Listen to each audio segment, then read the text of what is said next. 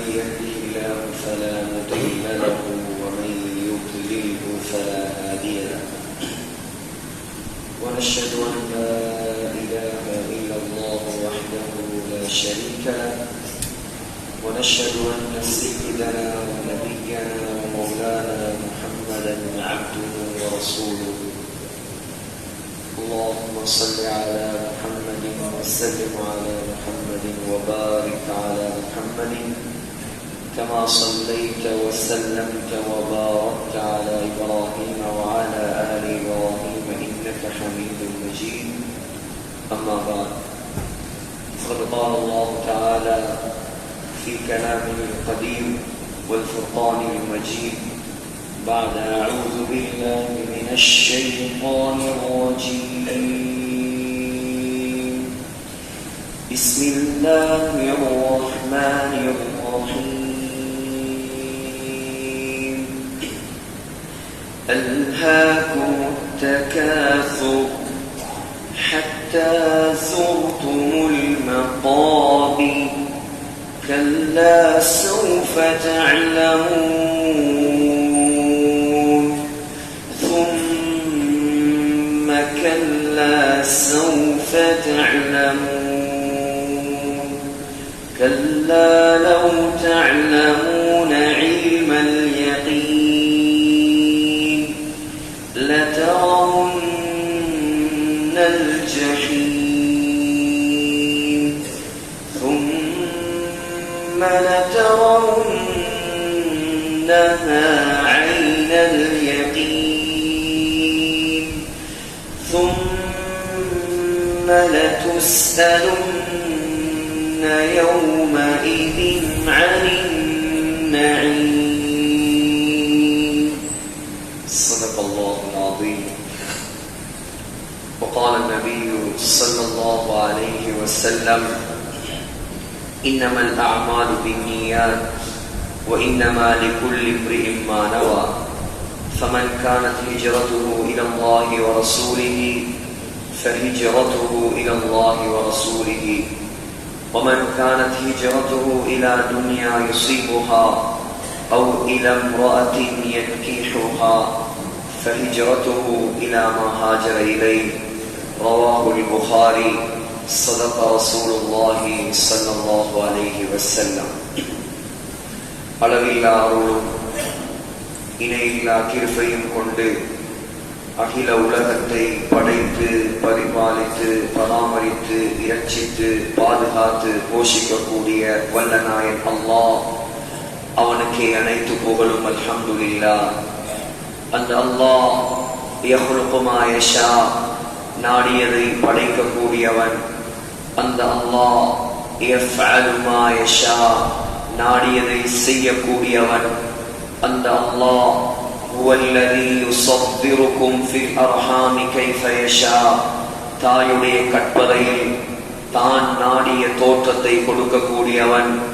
அந்த அல்லாஹ் வஅன்னஹு ஹுவ அத்ஹக வ அப்கா சிரிக்க வைப்பவன் அழ வைப்பவன். வஅன்னஹு ஹுவ அமாத வ அஹ்யா மௌத்தாக்குபவன் ஹயாத்தாக்குபவன். وأنه خلق الزوجين الذكر والأنثى ஆண் பெண் ஜோடியாக படைத்தவன். குல் ஹுவல்லாஹு அஹத் அவன் தனித்தவன். அல்லாஹு ஸமத் அவன் எந்த தேவையற்றவன். லம் யலித் அவனுக்கு குழந்தைகள் கிடையாது. வலம் யூலத் அவனுக்கு பெற்றவர்கள் கிடையாது. வலம் யகுல் லஹு குஃபுவன் அஹத் அவனுக்கு ஈடாக இணையாக ஒப்பாக உவமையாக இந்த அண்ட சராசரத்தில் யாருமே கிடையாது என்பதாக சங்கையான இந்த மிம்பர் மேடையில் வைத்து நான் சாட்சி சொல்கிறேன். ஸலாத்தினும் கருணையும் சலாமெனும் நீடேற்றமும் நபிகுல திலகம் மனு குலத்தின் மகுடம் மாநிலம் போற்றும் மாமேதை உலகுக்கு வந்த உத்தமர் கருணை கடல் காரூண்ய வள்ளல் நற்குணத்தின் தாயகம் எம்பெருமான் நபிகள் நாயகம் ஸல்லல்லாஹு அலைஹி வஸல்லம் அன்னவர்கள் மீதும் அன்னலம் பெருமானுடைய வாழ்க்கை வழிமுறைகளை அடியொற்றி நடப்பதில் அணுவளவும் நெருங்கி சகாமல் அகில உலகத்துக்கெல்லாம் அழகிய முன்மாதிரியாக வாழ்ந்து காட்டிய அன்னாருடைய தோழர்கள், சஹாபாக்கள், சங்கையான மனைவிமார்கள், கியாம நாள் வரை வரக்கூடிய முஃமினான முஸ்லிமான ஆண்கள் பெண்கள் அனைவர் மீதும் உண்டாகட்டும். நாட்களுக்கெல்லாம் சிறந்த நாளாகிய வெள்ளிக்கிழமை நாளில் அல்லாஹ்வால் கடமையாக்கப்பட்ட புனித ஜும்ஆவுடைய கடமையை நிறைவேற்றுவதற்காக வேண்டி நேர காலத்தோடு அல்லாஹ்வின் மாளிகையில் வந்தமர்ந்திருக்கும் அல்லாஹ்வின் நல்லடியார்களே, சங்கையான உலமாக்களே, கண்ணியமான கனவான்களே, வல்லவன் அல்லாஹ்வை மௌத்து வரைக்கும் அஞ்சி பயந்து தக்வாவுடன் வாழுமாறு முதலில் ஹுத்பா பிரசங்கம் நிகழ்த்தக்கூடிய எனக்கும் அப்பால் செவியேற்கக்கூடிய உங்களுக்கும் நான் நல்லுபதேசம் செய்கிறேன். இத்தகுல்லாஹ். அன்பு நிறைந்த அல்லாஹ்வின் நல்லடியார்களே, அல்லாஹ் ரப்புல் ஆலமீன் நம்மை ஒரு உயர்ந்த நோக்கத்துக்காக வேண்டி படைத்திருக்கிறான். சங்கையான சகோதரர்களே, நாம் முஸ்லிம்களாக வாழக்கூடியவர்கள், அல்லாஹுக்கு கட்டுப்பட வேண்டியவர்கள், ஸல்லல்லாஹு அலைஹி வஸல்லமை பின்பற்ற வேண்டியவர்கள், மனோ இச்சைக்கு வழிபடாதவர்கள், சுவர்க்கத்தை இலக்காக கொண்டவர்கள், அல்லாஹ்வுடைய பொருத்தத்தை நோக்கமாக கொண்டவர்கள், ஆகிரத்தை அஞ்ச வேண்டியவர்கள், கபரை பயந்து நடுங்க வேண்டியவர்கள், சக்கராத்தை நினைத்து நடுங்க வேண்டியவர்கள். இதுதான் நம்முடைய வாழ்க்கையின் தீர்ச்சையாக இருக்கிறது. உலகம் இன்று இருக்கும், நாளை சென்றுவிடும். இன்றைய நாள் நிச்சயமானது அல்ல, நாளைய நாளும் நிச்சயமானது அல்ல.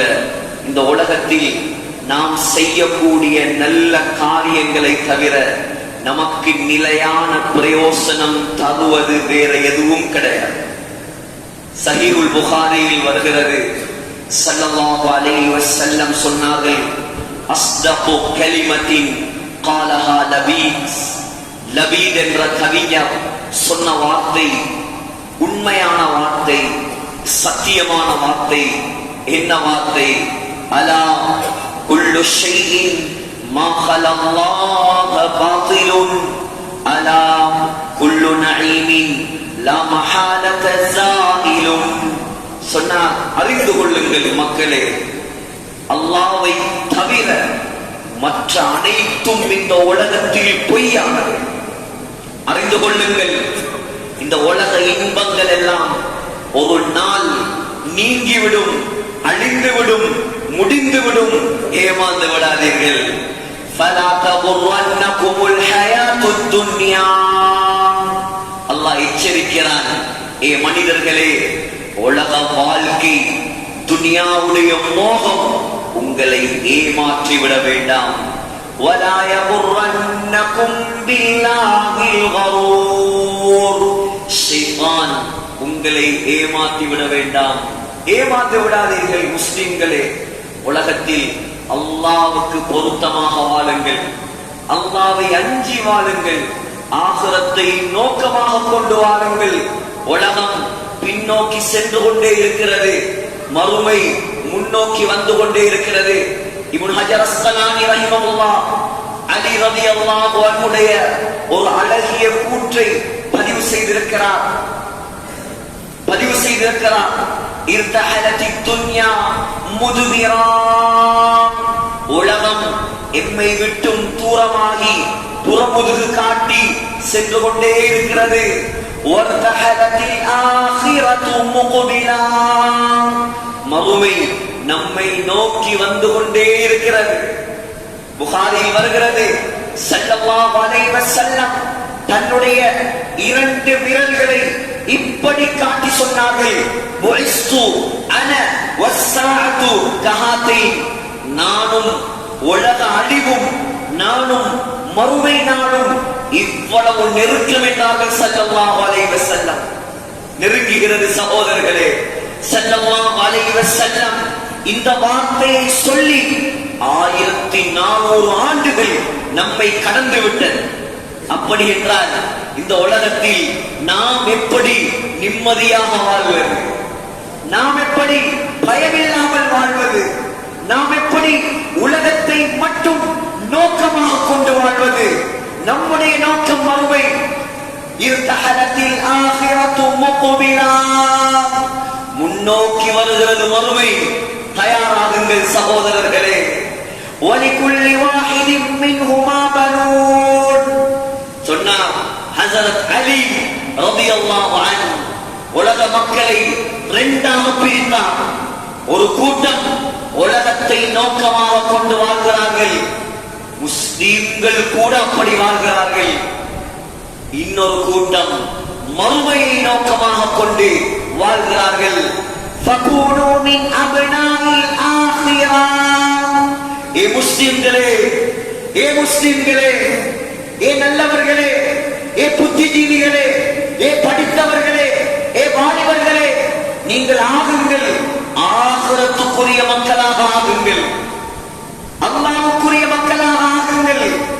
துனியா தானாக உங்கள் காலடியில் வந்து அல்லாஹ் கொட்ட வைப்பார். துனியாவுடைய கவலையை மாத்திரம் உங்களுடைய கவலையாக ஆக்காதீர்கள்.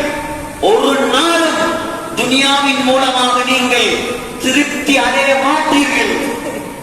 ஃபகூனு மின் அப்னாஇல் ஆখিরা, ஆகிரத்துக்குரிய மக்களாக மாறுங்கள். வலா தகூனு மின் அப்னாஇத் துன்யா, துன்யாதாரிகளாக உலகம் மோகம் பிடித்தவர்களாக ஆகிவிடாதீர்கள். ஏன் தெரியுமா? ஃபஇன்னல் யௌம அமலுன் வலா ஹிசாப், இந்த உலகம் இருக்கிறதே இது அமல் செய்ய வேண்டிய இடம். இந்த உலகம் இருக்கிறதே இது நல்ல அமல்கள் செய்ய வேண்டிய இடம். இங்கே நீங்கள் அமல் செய்தாலும் செய்யாவிட்டாலும் அல்லாஹ் உங்களை கேள்வி கேட்க மாட்டான். ஆனால் கடன் மறுமை, கடன் மறுமை, ஹிசாபுன் வலா அமல், அங்கே அமல் செய்ய முடியாது. அங்கே உங்களால் தொழ முடியாது, அங்கே போய் உங்களால் நோன்பு வைக்க முடியாது, அங்கே ஹஜ்ஜி செய்ய முடியாது, அங்கே பள்ளிவாசல் கட்ட முடியாது, அங்கே மதரசாக்கள் நடத்த முடியாது. அங்கே உங்களுடைய முதலாவது வேலை உங்களை எழுப்பி நிப்பாட்டி விசாரிப்பதுதான். விசாரிக்கப்படுவார். மிம்பரில் நிற்கும் ஆலிம் சாபம் விசாரிக்கப்படுவார். கீழே இருக்கும் பொதுமகனும் விசாரிக்கப்படுவார். கோர்ட்டிலே இருக்கும் ஜட்ஜும் விசாரிக்கப்படுவார். குற்றவாளி கூண்டில் நிற்கும் குற்றவாளியும் விசாரிக்கப்படுவார். அந்த நாளில் சகோதரர்களே யாராலும் தப்ப முடியாது. இந்த ஊரில் வாழக்கூடிய நாம் சிந்திக்க வேண்டியது இதை பற்றிதான். நம்முடைய தலைவர், நம்முடைய உயிர், நம்முடைய கண்மணி, நற்குலத்தின் தாயகம், நபிகள் நாயகம் இந்த உலகத்தில் கஷ்டப்பட்டது ஏன் சகோதரர்களே? அல்லாஹ் நினைத்திருந்தால் அவரை தங்க கட்டியில் படுக்க வைத்திருப்பார். அல்லாஹ் நினைத்திருந்தால் ஆகாயத்தில் பறக்க வைத்திருப்பார். அல்லாஹ் நினைத்திருந்தால் முழு மதீனாவிலும் தங்கத்தால் அல்லாஹ் கோட்டை கட்டி கொடுத்திருப்பார். ஆனால் நீங்கள் வரலாறை பிறட்டுங்கள், சீராவை பிறட்டுங்கள், அந்த சீரேவியின் வாழ்க்கையை பாருங்கள். எப்படி வாழ்ந்தார், எப்படி வாழ்ந்தார், எவ்வளவு தியாகம் செய்தார், எவ்வளவு கஷ்டப்பட்டார். நிம்மதியாக சாப்பிட்டது கிடையாது. புகாரியில் வருகிறது, லம் யக்குலின் நபியு ஸல்லல்லாஹு அலைஹி வஸல்லம் அலா ஹிவானின் கத்ஸ், மௌத் வரை அந்த ஸல்லல்லாஹு அலைஹி வஸல்லம் மேசைக்கு மேல் உட்கார்ந்து சாப்பிட்டது கிடையாது. அந்த வீட்டில் மேசை இருக்கவில்லை. வெள்ளிக்கிழமை நாள் வந்துவிட்டால் சகோதரர்களே, மிஸ்கீன்கள் கூட பிரியாணி தின்னும் நாளில். நம்முடைய வீடில் ஒரு வெரைட்டி தான், ஆனால் அவர்களுக்கு பல வெரைட்டி, வகை வகையான சாப்பாடு, விதம் விதமான சாப்பாடு. பொரித்தது வேண்டுமா, டபுள் வேண்டுமா, பிரியாணி வேண்டுமா, ஃப்ரைட் ரைஸ் வேண்டுமா, ஆர்டர் பண்றது வேண்டுமா, வீட்டில் ஆக்குறது வேண்டுமா? தவறல்ல சகோதரர்களே, ஹராம் அல்ல, சாப்பிடலாம், முடியும், ஆகுமானது. ஆனால் கொஞ்சம் நம்முடைய தலைவரின் வாழ்க்கை புகாரியில் வருகிறது. லம் யரன் நபியு ஸல்லல்லாஹு அலைஹி வஸல்லம் ஷாத்தன் சமீகன் பிஐனிஹி கத்ஸ். பொரிச்ச இறைச்சி நாங்க சாப்பிடுவோம், பொரியல் இல்லாமல் இறங்காது நமக்கு. ஆனால் நம்முடைய தலைவர் பொரிச்ச இறைச்சியை தன்னுடைய கண்ணால் கண்டது கிடையாது. புகார் பொரிச்ச இறைச்சி நம்மளை பொறுத்த வரைக்கும் இதெல்லாம் ஒரு சப்ஜெக்டா, இதெல்லாம் ஒரு சாப்பாடா? சகோதரர்களே, ஸல்லல்லாஹு அலைஹி வஸல்லம் புகாரியில் வருகிறது, ஸல்லல்லாஹு அலைஹி வஸல்லம் சாப்பிட்டது சலிக்காத மாவு, சலிக்காத கோதுமை. விளங்கும் பாசையில் சொல்வதாக இருந்தால் அரிசியும் உமியையும் போட்டு ஆக்கினா எப்படி? அரிசி, நெல்லு, உமி எல்லாத்தையும் கலந்து ரைஸ் குக்கர்ல வச்சா நாம் சாப்பிடுவோமா? ஸல்லல்லாஹு அலைஹி வஸல்லம் சாப்பிட்டது அதுதான், அதைத்தான் சாப்பிட்டார். கேட்டார்கள், ஏன் உங்களுடைய வீட்டில் முன்ஹல் மாவரி இருக்கவில்லையா? மாவரியை கூட ஸல்லல்லாஹு அலைஹி வஸல்லம் தன்னுடைய கண்களால் கண்டது கிடையாது. இந்த உலகம் நோக்கமாக இருந்திருந்தால் அவர் மன்னனாக வாழ்ந்திருப்பார். சுலைமான் அலைஹிஸ்ஸலாமுக்கு காட்டை வசப்படுத்தி கொடுக்க இயலும் என்றால் நம்முடைய தலைவருக்கு அல்லாஹ் கொடுக்க மாட்டானா? சுலைமான் அலைஹிஸ்ஸலாம் மௌத்தாகியும் இந்த உலகத்தில் ஆட்சி செய்தார் என்றால் அல்லாஹ் நம்முடைய தலைவருக்கு ஆட்சியை கொடுக்க மாட்டானா? அல்லாஹ் கேட்டான், என்ன வேண்டும்? தங்கமலை வேண்டுமா? திருவிதியில் வருகிறது. சொன்னார், வேண்டாம் வேண்டாம், எனக்கு எதுவுமே வேண்டாம் இந்த உலகத்தில். எனக்கு வேண்டும் ஒன்றே ஒன்று, என்னுடைய சமுதாயம் சொர்க்கவாதிகளாக மாற வேண்டும், சொர்க்கவாதிகளாக மாற வேண்டும். அல்லாஹ் கேட்டான். புகாரியில் வருகிறது, மலிக்குன் நபி, யா ரசூலல்லாஹ், நீங்கள் நபியாகவும் வாழலாம், மன்னனாகவும் வாழலாம், விருப்பமா? இல்லை. அப்துன் ரசூல், நான் அடிமையாகவும் ஒரு ரசூலாகவும் வாழ்கிறேன், அரசாட்சி எல்லாம் எனக்கு வேண்டாம். சஹீஹுல் புகாரியில் வருகிறது. சகோதரர்களே, 29 நாள் ஸல்லல்லாஹு அலைஹி வஸல்லம் மனைவிமாரை எச்சரிப்பதற்காக மனைவிமாரை விட்டும் ஒதுங்கி இருந்தார்கள். மனைவிமாருடைய கல்வியில் இருந்து துனியாவுடைய மோகத்தை கலத்துவதற்காக ஹஜ்ரத் உமர் ஸல்லல்லாஹு அலைஹி வஸல்லமுடைய நெருங்கிய நண்பர், ஸல்லல்லாஹு அலைஹி வஸல்லமுடைய மாமனார், ஹஃப்ஸா நாயகியின் தகப்பனார், மகளுக்கு ஏசி விட்டு நாயகத்தை சந்திக்க வந்தார். ஸல்லல்லாஹு அலைஹி வஸல்லமுடைய வீட்டுக்குள் அன்றுதான் அவர் செல்கிறார். ஸல்லல்லாஹு அலைஹி வஸல்லம் சொல்கிறார், உமர் ரலியல்லாஹு அன்ஹு, அந்த வீட்டுக்குள் துனியாவுடைய ஆகிரத்துடைய தலைவரின் வீட்டுக்குள் நான் கண்டது 3 போல். சோஃபா செட் அல்ல, பெட்ரூம் செட் அல்ல. அந்த வீட்டுக்குள் இருந்தது ஒரு மூலையில் கொஞ்சம் கோதுமை கொட்டைகள், முதலாவது. இரண்டாவது, பதனிடப்படாத மிருகத்துடைய தோல் துண்டு. மூணாவது, ஸல்லல்லாஹு அலைஹி வஸல்லம் படித்திருந்த ஈச்ச ஓலையால் செய்யப்பட்ட பாய். கண்டதோடு உமர் ரலியல்லாஹு அன்ஹு கண்கள் கலங்கிவிட்டார், கண்கள் கலங்கிவிட்டார். உமரை கண்ட ரலியல்லாஹு அன்ஹு ஸல்லல்லாஹு அலைஹி வஸல்லம் எழும்பி உட்கார்ந்தார்கள். முபாரக்கான அழகான அந்த மேடையில் ஈச்ச ஓலையின் அடையாளங்கள் அப்படியே அச்சிப்பதிருந்தது. ஸல்லல்லாஹு அலைஹி வஸல்லமை பார்த்து கண்ணீர் வடித்த உமர் ரலியல்லாஹு அன்ஹு கேட்டார், யா ரசூலல்லாஹ், ரோமர்களை பாருங்கள், பாரசீகர்களை பாருங்கள், ஈரான் வாசிகளை பாருங்கள், இஜானியில் வாழக்கூடியவரை பாருங்கள், அல்லாஹ்வை துனியாவில் இன்பமாக சந்தோஷமாக சுகத்தோடு வாழ்கிறார்கள். நீங்கள் அல்லாஹ்விடம் கையை ஏந்தினால் அல்லாஹ் உங்களுக்கு தரமாட்டானா? ஸல்லல்லாஹு அலைஹி வஸல்லம் பார்த்து கேட்டார்கள், அஃபீ ஷக்கின் அன்த இப்னுல் கத்தாப், கத்தாபுடைய மகனே உமரே, உனக்கு சந்தேகமா? அல்லாஹ் எங்களுக்கு இங்கே தரமாட்டான், எங்களுக்கு இங்கே எதுவும் தேவையில்லை உமரே, எங்களுக்கு வேண்டும் ஆகிரா.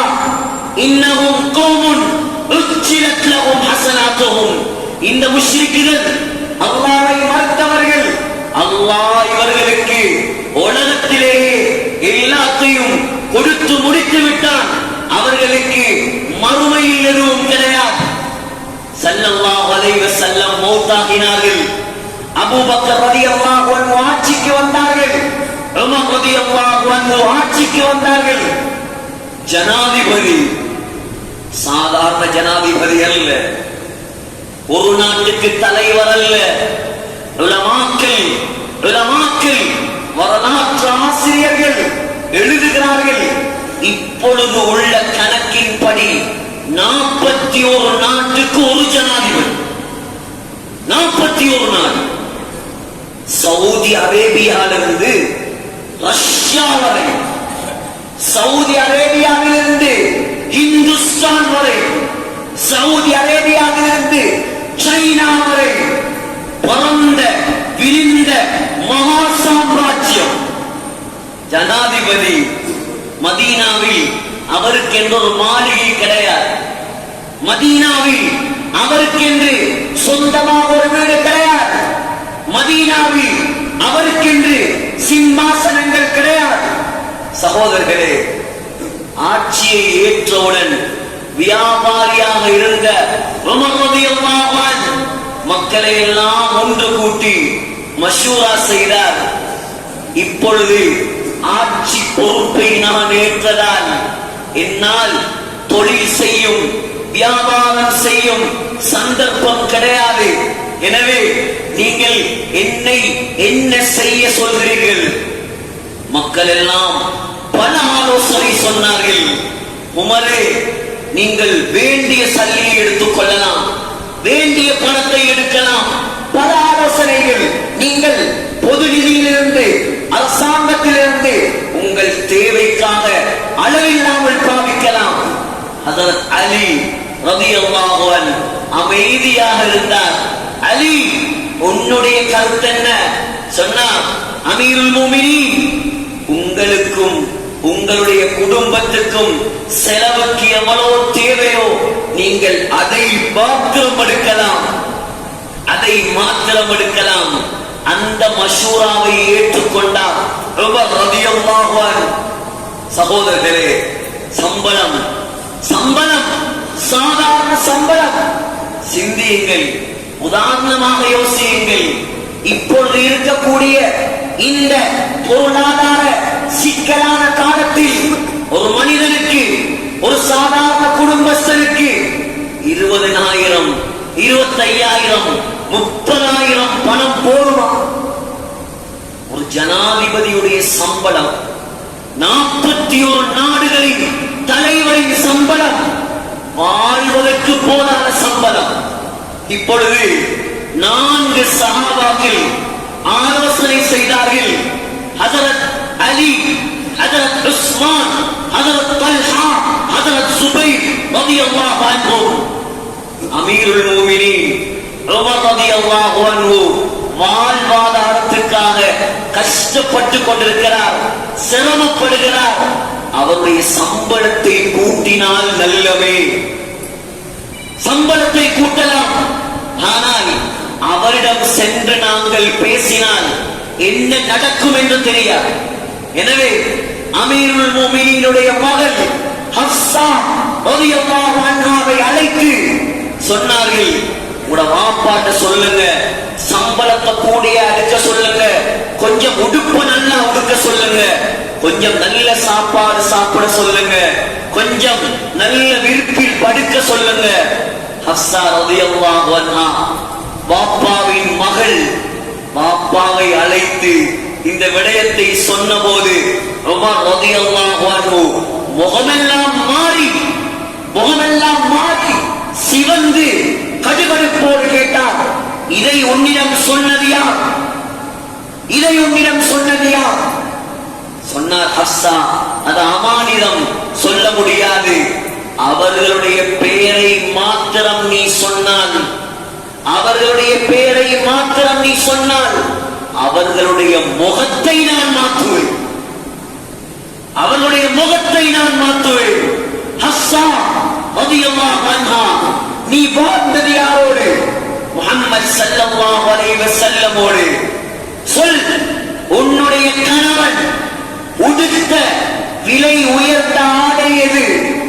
சொன்னார் ஹப்ஸா ரலியல்லாஹு அன்ஹா, ரெண்டே காவி நிறத்தில் 2 உடுப்பு இருந்தது என்னுடைய வீட்டில்.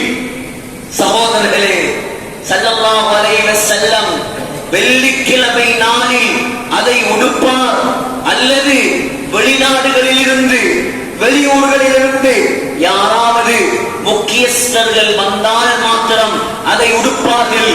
அதுவும் விலை உயர்ந்த ஆடை அல்ல. ஹப்ஸா, சொல், உன்னுடைய கணவன் முஹம்மது ஸல்லல்லாஹு அலைஹி வஸல்லம் சாப்பிட்டது எது? சொன்னார், எங்களுடைய வீட்டில் முழுக்க சாப்பாடு சலிக்காத கோதுமை மாவால் செய்யப்பட்ட ரொட்டிதான். ஒரே ஒரு நாள் எனக்கு ஞாபகம் இருக்கிறது, ஒரு நெய் போத்தலுடைய அடிப்பகுதியில் நெய் கொஞ்சம் இருந்தது. அந்த ரொட்டியில் நான் அதை பூசி கொடுத்தேன். டேஸ்டாக இருக்கிறது என்று சொல்லி சாப்பிட்டார்கள். பக்கத்தில் இருந்தவர்களுக்கும் அதை பங்கு கொடுத்தார்கள். இதுதான் என்னுடைய கணவன் சாப்பிட்ட விலை உயர்ந்த சாப்பாடு.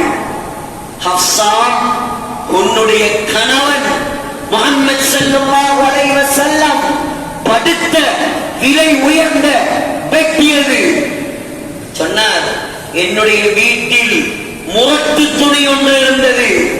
கோடை காலத்தில் அதை நான் நாளாக மடிப்பேன், அதன் மீது படுப்பார்கள். கூதல் காலத்தில், குளிர் காலத்தில் அதை 2ஆக மடிப்பேன், அதை போத்திக் கொண்டு படுப்பார்கள். இதுதான் என்னுடைய கணவனுடைய வாழ்க்கை. சொல்லிவிட்டு ஹப்ஸா ரலியல்லாஹு அன்ஹா தேம்பி அழுது விட்டார். சொன்னார் உமர் ரலியல்லாஹு அன்ஹு, உமரே, ஹப்ஸா, உன்னிடம் சொன்னவர்களிடம் சொல், மௌத்து வரைக்கும் நான் என்னுடைய தோழருடைய வழியை தவிர வேறு எதையும் நான் பின்பற்ற மாட்டேன். ஒரு முறை சகோதரர்களே, வெள்ளிக்கிழமை நாள் உமர் ரலியல்லாஹு அன்ஹு லேட்டாகி வந்தார்கள். சஹாபாக்கள் காரணம் கேட்டார்கள். சொன்னார், என்னிடம் இருந்தது இதே ஆடை மட்டும்தான், இது கழுவி காய்வதற்கு லேட்டாகிவிட்டது, மன்னித்துக் கொள்ளுங்கள். பக்கத்து நாட்டில் ஒருவன் ஒரு கோட் போடுறான். ஸ்ரீலங்கா சல்லிப்படி 45 லட்சம். 45 லட்சம். ஆனால் அந்த நாட்டில் அவன் முஸ்லிம்களை துவேஷத்தை தவிர வேறு எதையும் வளர்க்கவில்லை. சகோதரர்களே, துனியா இருக்கலாம், பணம் இருக்கலாம், வசதி இருக்கலாம், தவறு கிடையாது.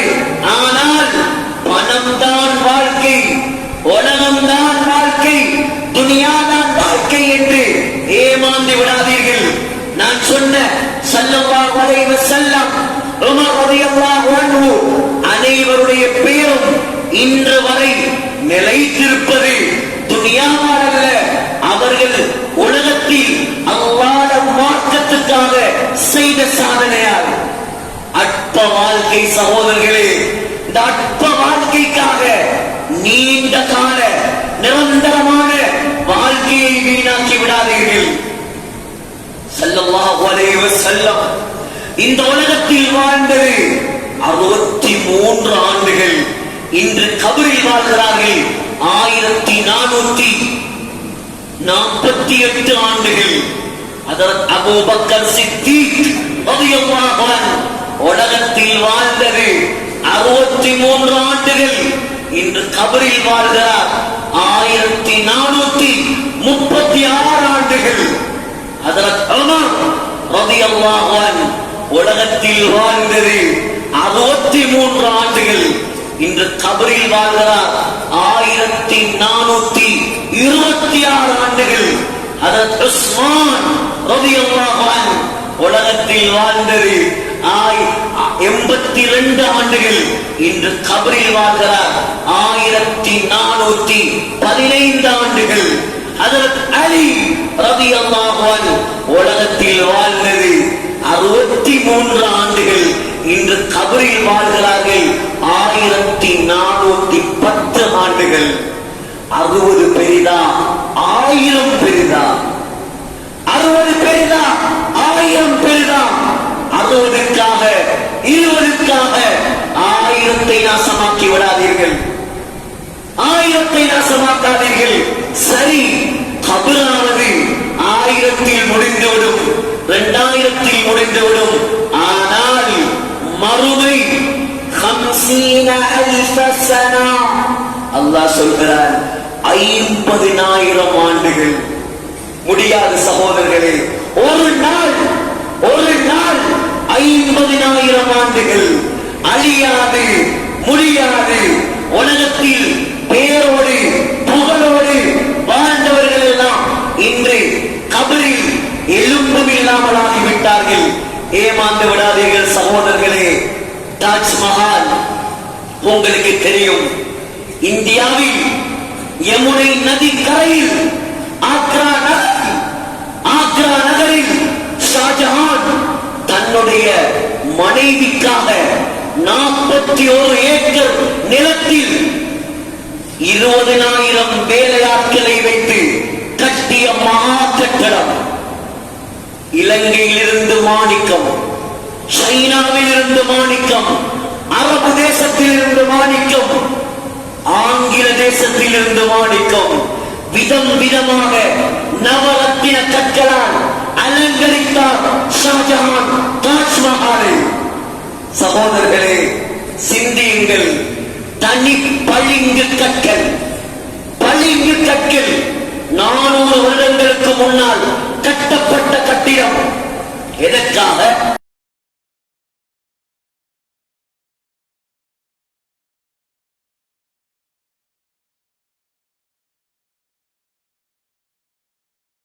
அடக்கம் செய்துவிட்டு 20 வருடங்களுக்கு பின்னால் தாஜ்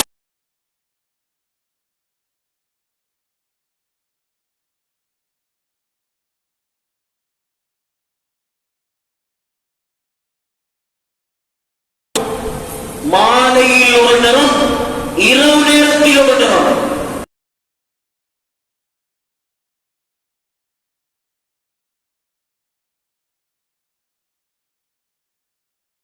வெள்ளை நிறம், இரவு நேரத்தில் சந்திர வெளிச்சத்தில்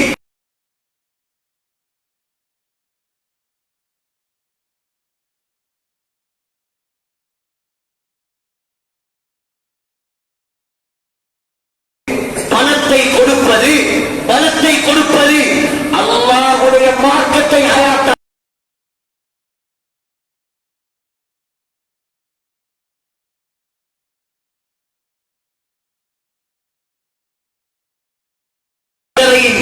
மறுபக்கத்தில் தன்னுடைய ஜனாசாவை அடக்குவதற்காக ஒரு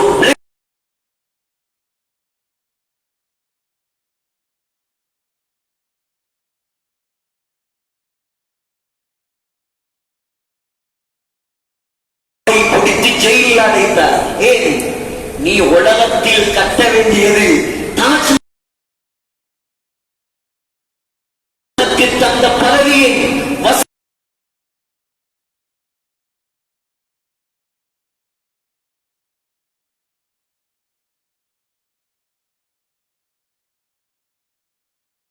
இருந்திருந்தால் இன்று கபரில் நன்மைகள் நிறைந்திருக்கும். ஆண்டாள்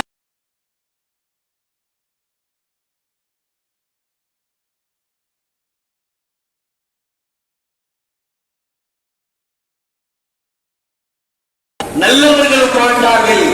எப்பொழுது அந்த ஆட்சியாளர்களுடைய உள்ளத்தில்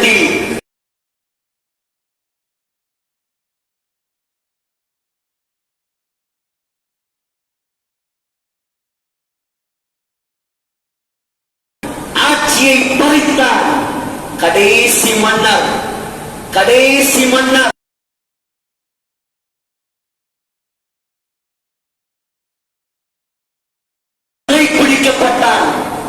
சிறைப்பிடிக்கப்பட்டு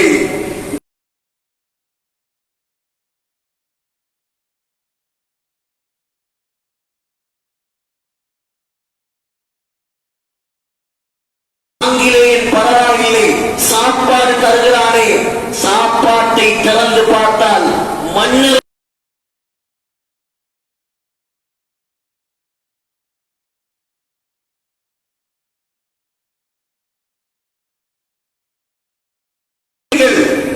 சிந்தியுங்கள். 51 பள்ளிவாசல் அக்கறை பற்றி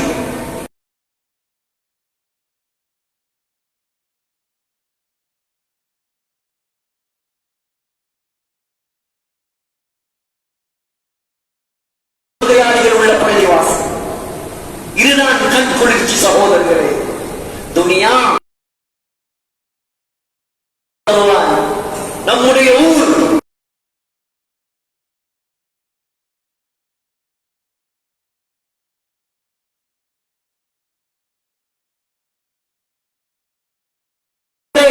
புத்திஜீவிகளே, அரசியல் செய்பவர்களே, தலைவர்களே, படித்தவர்களே,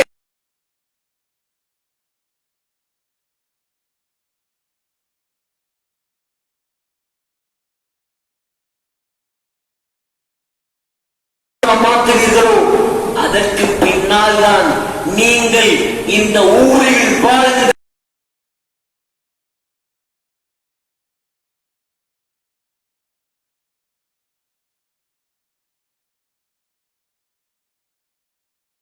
தந்த பாக்கியம். நாம் ஒரு செறிவான பலம் வாய்ந்த முஸ்லிம் ஊர்களில் வாழ்ந்து கொண்டிருக்கிறோம். நம்மை துட்டும் தூரமாகிக் கொண்டே செல்கிறது.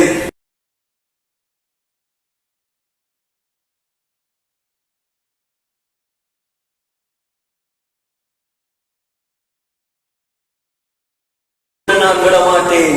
முடிவெடுங்கள், அல்லாஹ்விடம் வாக்கு கொடுங்கள், வாழ்ந்து பாருங்கள்.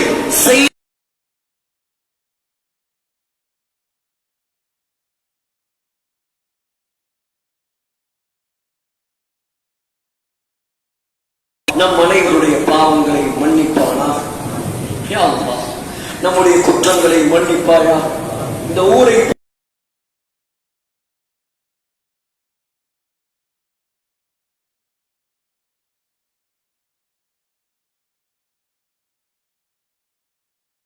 வாலிபர்களை பொருந்திக் கொள்வாயாக, உனக்கு பொருத்தமான ஊராக மாற்றுவாயாக, தொழுகையாளிகளில் நிறைந்த ஊராக